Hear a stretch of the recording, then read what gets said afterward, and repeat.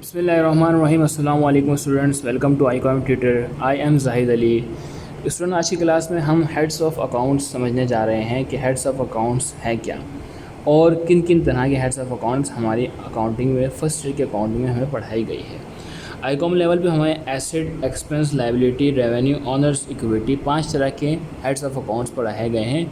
वैसे तो अगर हम डेली रूटीन में बिज़नेस की बात करें तो मुख्तलिफ़ तरह की ट्रांजैक्शंस हम करते हैं। ठीक है, कभी हम परचेज़ करते हैं, कभी सेल करते हैं, कभी हमें इनकम मिलती है, कभी हमें फ़ायदा होता है, कभी नुकसान होता है। तो मुख्तलिफ़ तरह के अकाउंट्स से हम फेस करते हैं हम, ठीक है, मुख्तलिफ़ तरह के अकाउंट्स को हम फेस करते हैं। लेकिन अगर हम नेचर वाइज उनको कैटेगराइज़ कर दें कि अगर इस तरह की नेचर्स होगी तो हम उसको एक कैटेगरी में रखेंगे, इस तरह की नेचर होगी तो हम उसको दूसरी कैटेगरी में रखेंगे। तो अगर हम इन अकाउंट्स को कैटेगराइज़ कर लें तो यहाँ पर हमारे पास 5 तरह के मुख्तलिफ़ अकाउंट्स, हेड्स ऑफ अकाउंट्स बनते हैं। ठीक है, तो उन 5 में से हम अगर पहले हम एसेट्स की बात करें तो एसेट्स का अकाउंट हमारे पास क्या कहता है कि कोई भी ऐसी चीज़ जो हमें इन फ्यूचर बेनिफिट्स प्रोवाइड करें या फिर कैश प्रोवाइड करे तो हम उस एसेट को, उस अकाउंट को हम कहेंगे कि वो क्या है, हमारा एसेट है। कोई भी चीज़ हमें इन फ्यूचर बेनिफिट्स दे या फिर हमें कैश दे तो इट्स मीन कि हाँ वो हमारा क्या है, एसेट है।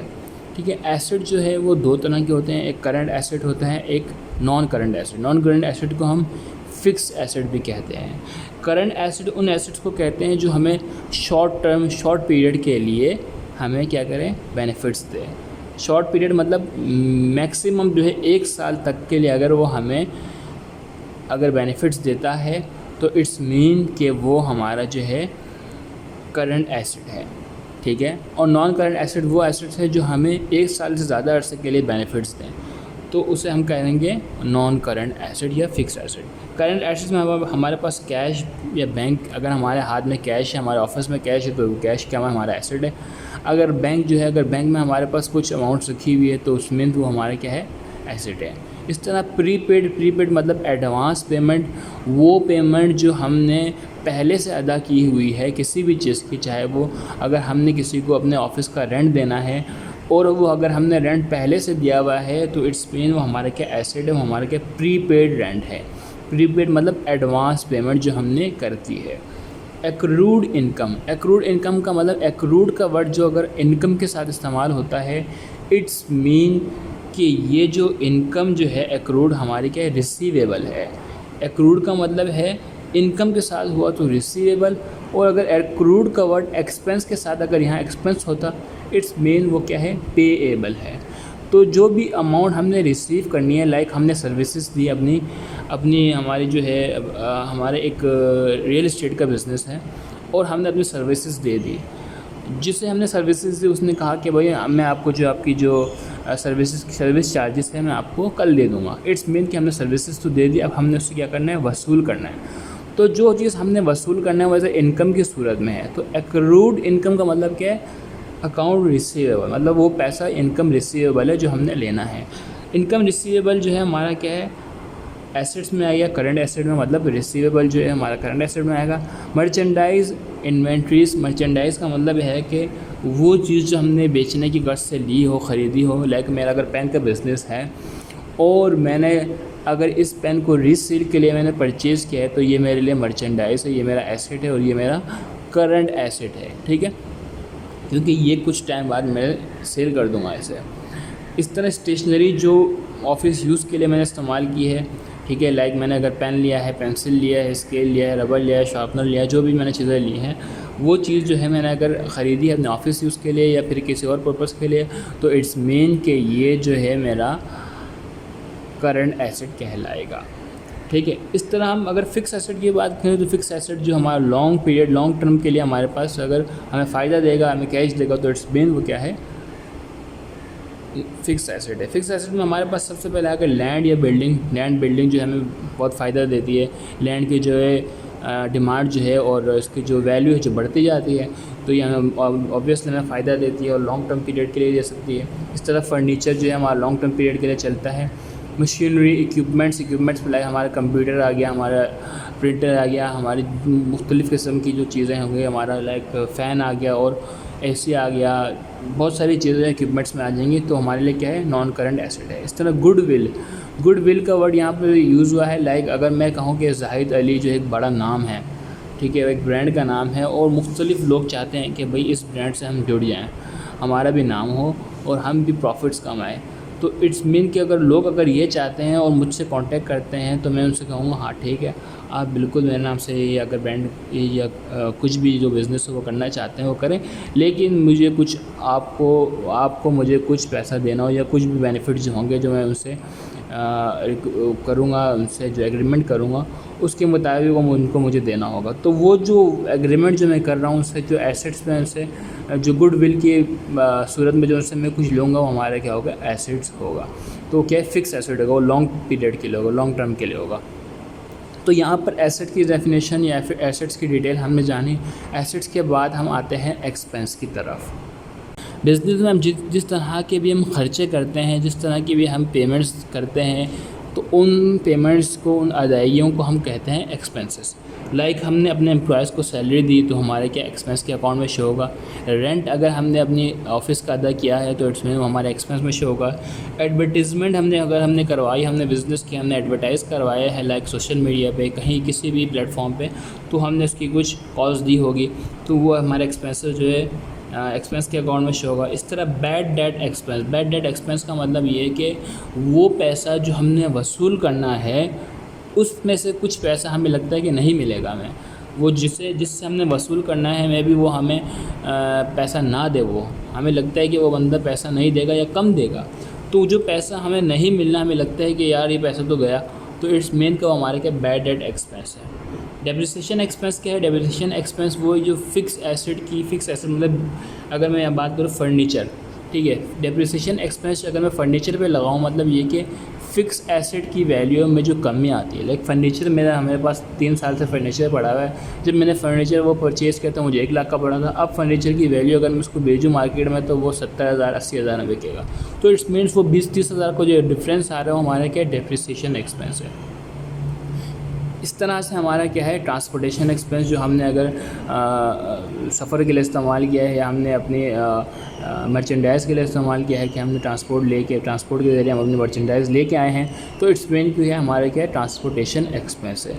तो एक्सपेंस की जो और भी बहुत सी किस्में हैं, यहाँ पर मैंने कुछ आपको समझाने के लिए यहाँ लिख दी हैं, ठीक है। एक्सपेंस एसेट्स हमारे क्या एहसास है मिल्कियत है जो हमारी जो हमें फ्यूचर बेनिफिट्स दें, ठीक है, हमें कैश दें। एक्सपेंस वो है जो हम खर्चे करते हैं बेनिफिट्स हासिल करने के लिए।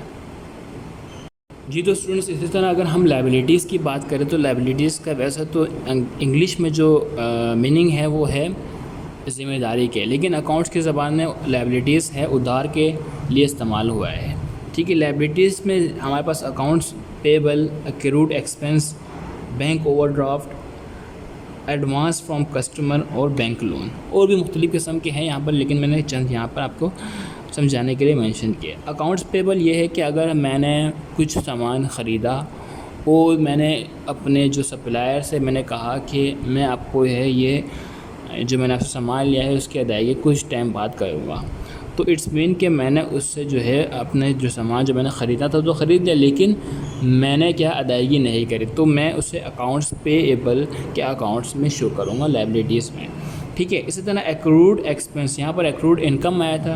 एक्रूड इनकम मैंने कहा था, एक्रूड का वर्ड अगर इनकम के साथ इस्तेमाल हुआ तो क्या है अकाउंट रिसीवेबल, हमने रिसीव करना है, और अगर एक्सपेंस के साथ हुआ तो हमने पे करना है। लाइक हमारे पास बहुत सारे एम्प्लॉयज़ हैं और उन एम्प्लॉयज़ की जो है वो मंथ जो है वो हो चुका है कंप्लीट, और अब हमें उन्हें सैलरी देने का टाइम आ गया हमारा, लेकिन कुछ वजूहात की बिना पर हम उसे सैलरी नहीं देते तो कुछ डिले कर देते हैं। डिले करने पर हम अपने पास एक्रूड एक्सपेंस शो करेंगे, एक्रूड सैलरी एक्सपेंस, क्योंकि हमने क्या हुआ उनसे सर्विसेज तो ले ली लेकिन हमें उनको पेमेंट करनी है, अदायगी करनी है, तो हमारे पे एक ज़िम्मेदारी है, हमारे पे उधार है कि हमने उनको उनकी सैलरी पे करनी है। हमारे पास ख़र्चा तो हो गया है लेकिन हमने उनको पे करना है, तो हम इसको एक्रूड एक्सपेंस के लिए या हम सैलरी पेएबल के तौर पर भी लिख सकते हैं। एक्रूड एक्सपेंस का मतलब यहाँ पर अगर एक्रूड एक्सपेंस आपकी नज़र से गुज़रता है, इट्स मीन कि वो एक्सपेंस है जो हमने हो चुका है लेकिन अदा करना है, ठीक है। इसी तरह बैंक ओवरड्राफ्ट मतलब ये कि मेरे पास एक चेक था और मैंने चेक आपको मेरे अकाउंट में था 10,000 रुपये का बैलेंस, ठीक है, और मैंने आपको यहाँ पर लिख दिया चेक 15,000 रुपये कि आप मेरे बैंक से निकाल सकते हो। आप बैंक के पास गए, बैंक और जो मैं हूँ मेरे बैंक के साथ ताल्लुकात अच्छे हैं, ठीक है। बैंक जो है मुझे एक लॉयल कस्टमर समझता है और वो समझते हैं कि मैं जो है उसका रेगुलर कस्टमर हूँ, तो मैं भी पॉसिबल है कि वो कुछ एक्स्ट्रा पैसे बैंक से दे दें, ठीक है। वो क्या करेगा, 15,000 का चेक देखता है, वो मुझसे कॉल करेगा, बोलेगा ये आपके अकाउंट में 10,000 बैलेंस है, लेकिन आपने जो है 15,000 का चेक काटा हुआ है। तो बैंक बोलेगा अगर आप चाहें तो मैं 15,000 दे देता हूँ, लेकिन आपको 5,000 बाद में अदा करने होंगे। तो बैंक ओवरड्राफ्ट कहलाएगा। बैंक जो है वो 15,000 दे देगा, लेकिन वो 5,000 रुपये क्या करेगा, अपने पास रिकॉर्ड कर देगा कि इस बंदे ने 5,000 रुपये अभी हमें देने हैं। तो वो कहेगा बैंक ओवरड्राफ्ट, उसको हम बैंक ओवरड्राफ्ट में लिखें कि हमने पे करने हैं बैंक को, ठीक है। इस तरह एडवांस फ्रॉम कस्टमर ने हमने कस्टमर को सर्विसेज देनी थी, लेकिन क्या हुआ कि उसने हमें पेमेंट तो कर दी, लेकिन हम सर्विसेज अभी हमने दी नहीं उनको, ठीक है। लाइक कस्टमर ने हमें कुछ पेमेंट दी और कहा कि भाई ये सामान जो है मेरे घर पहुंचा देना। हमने कहा ठीक है पहुंचा देंगे, लेकिन हमारे पास सामान जो है हमने अभी तक नहीं पहुंचाया। इट्स मीन कि वो हमारे लिए लायबिलिटी है। जब तक हम उसको सामान नहीं दे देते तो वो हमारे लिए लायबिलिटी कंसिडर की जाए। एडवांस फ्रॉम कस्टमर का मतलब भी क्या है, लायबिलिटी है। इस तरह बैंक से हमने लोन लिया, वो भी हमें पे करना है, तो वो हमारी लायबिलिटी के अकाउंट में शो होगी। जी तो स्टूडेंट्स, इसी तरह रेवेन्यू पे अगर हम आते हैं तो रेवेन्यू को हम इनकम भी कहते हैं। इनकम मतलब आमदनी किन किन तरह से होती है, सेल्स के ज़रिए होती है। हमने कुछ चीज़ अपनी बेची, ठीक है, लाइक हमने मर्चेंडाइज इन्वेंट्री बेच दी, उस मर्चेंडाइज इन्वेंट्री बेचने पर हमें कुछ इनकम मिली, वो इनकम हमारे सेल्स के ज़रिए हुई है, तो हम क्या करेंगे, उसे रेवेन्यू या इनकम के अकाउंट में शो करेंगे। इस तरह कमीशन इनकम नॉर्मली जो होता है, इसकी बेस्ट एग्जांपल जो है वो रियल इस्टेट का बिज़नेस है। अगर हम रियल इस्टेट का बिज़नेस करते हैं और हमने अपनी सर्विसेज दे दी हैं, ठीक है, तो इट्स मीन हमने अपनी इनकम करी, हमने कमीशन के ज़रिए इनकम कमाई। दो पार्टीज़ को मिलाया आपस में, उनको बोला कि आप दोनों एग्रीमेंट कर लें, ठीक है, और उनकी एग्रीमेंट होने के बाद जो है हमने कुछ कमीशन उनसे लिया, कुछ पैसा उनसे लिया, तो वो हमारे के इनकम के अकाउंट में शो होगा। इस तरह रेंट इनकम मतलब मेरा एक ऑफिस था, वो मैंने अपने फ्लैट था या मैंने उसको रेंट के लिए दिया हुआ था, ठीक है, उसके ज़रिए हमें कुछ पैसा मिला तो हमें हमारी इनकम होगी। इस तरह रिपेयर इनकम मतलब ये है कि मतलब ये हुआ कि अगर मेरा बिज़नेस है रिपेयरिंग का, ठीक है, और मैंने कुछ समझो मैं रिपेयरिंग बिज़नेस, मेरा फ्रिज का रिपेयरिंग बिज़नेस है, और मैंने एक फ्रिज को रिपेयर किया, उसको रिपेयर करने में मुझे कुछ इनकम मिली, तो वो मेरा रिपेयर इनकम हो गया। इस तरह इंटरेस्ट इनकम जो है वो हमारे बैंक में, अगर हमने कुछ कैश रखा हुआ है, कुछ बैंक में बैलेंस रखा हुआ है, बैंक ने हमें उस पर इंटरेस्ट दिया, कुछ सूद दिया, कुछ मुनाफा दिया, तो वो हमारे लिए क्या हुआ, इंटरेस्ट इनकम कहलाएगा। इस तरह हमारे पास एसेट, एक्सपेंस, लायबिलिटी, रेवेन्यू के बाद ऑनर्स इक्विटी आती है। ऑनर्स इक्विटी को नॉर्मली कहते हैं कैपिटल, ऑनर्स का सरमाया। ऑनर्स ने जो पहले इन्वेस्टमेंट कर रहे, जो उसने इन्वेस्ट किया इस बिज़नेस में, जब बिज़नेस में कुछ नहीं था तो उसने कुछ इन्वेस्टमेंट करी होगी, उस इन्वेस्टमेंट को हम कहते हैं ऑनर्स इक्विटी, ठीक है। ऑनर्स की मलकियत है, ऑनर्स ने जो पैसा उस में इन्वेस्ट किया है वो क्या है, ऑनर्स इक्विटी कहलाती है, जिसे हम इन्वेस्टमेंट के नाम से भी शो करते हैं, या ऑनर्स कैपिटल। अगर बहुत सारे ऑनर्स होंगे तो हम ऑनर्स का नाम लिख देंगे कि भाई फ़लाना ऑनर्स, ये ऑनर, वो ऑनर, जो भी XYZ होगा, ठीक है। तो यहाँ पर हम आज बात कर रहे थे हेड्स ऑफ अकाउंट्स की तरफ के 5 तरह के हेड्स ऑफ अकाउंट हमें आईकॉम लेवल पर पढ़ाए जाते हैं। Asset, expense, liability, revenue. Ownership भी, एसेट मतलब असासा मिल्कियत, एक्सपेंस मतलब खर्चे खर्चात, लायबिलिटीज़ मतलब उधार, रेवेन्यू मतलब इनकम या आमदनी, और ऑनर्स इक्विटी मतलब सरमाया, ठीक है। एसेट्स की मैंने आपको बता दी, दो तरह की किस्में हैं, करंट एसेट और non current asset. Current asset वो हैं जो 1 साल या उससे कम अरसे के लिए हमें फ़ायदा दें, और 1 साल या उससे ज़्यादा अरसे के लिए जो फ़ायदा देंगे वो क्या है, फ़िक्स एसेट। और यहाँ पर मैंने एक और बात करी थी एक्रूड इनकम की, कि अगर एक्रूड के साथ इनकम आया तो इट्स मीन कि ये पे रिसीवेबल है, हमने वसूल करना है। और अगर एक्रूड के साथ कहा गया एक्रूड के साथ इन एक्सपेंस आया तो इट्स मीन ये क्या है, पेएबल है, हमारा ख़र्चा हो गया है लेकिन हमने अदा करना है। तो आज की क्लास में हम इतना ही रखते हैं। हेड्स ऑफ अकाउंट्स आपको यकीन उम्मीद करता हूँ कि समझ आया होगा। कोई भी क्वेश्चन, कोई भी क्यूरी अगर आपके माइंड में है तो आप कमेंट सेक्शन में आप यहाँ पर मेंशन कर सकते हैं, लिख सकते हैं, टाइप कर सकते हैं। इंशाल्लाह आपकी इस क्यूरी को हल करने की कोशिश करेंगे। Thank you, keep watching.